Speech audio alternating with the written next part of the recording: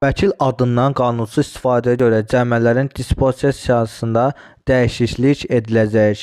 Unikal xəbər verir ki, bu barədə məsələ Milli Məclisin bugün keçirilən iclasında müzakirəyə çıxarılan inzibati xətalar məcəlləsində təklif edilən dəyişiklikdə əksini tapıb.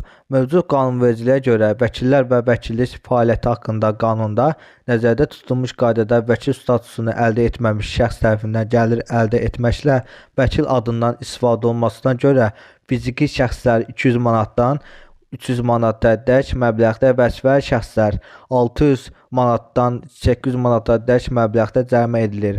Layihəyə əsasən vəkillər kollegiyasının üzvü olmayan şəxs tərəfindən gəlir əldə etməklə özünü münasibətdə və ya təşkilatın adından, vəkil sözündən və bu sözün istifadə edildiyi ifadələrdən eyni zamanda onların başqa dillərə tərcüməsindən istifadə olmasına görə fiziki şəxslər 200 manatdan 300 manatadək məbləğdə, vəzifəli şəxslər 600 manatdan 800 manata cərimə ediləcək. Müzakirələrdən sonra məsələyə səs verməyə qoyularaq oxunuşda qəbul edilib.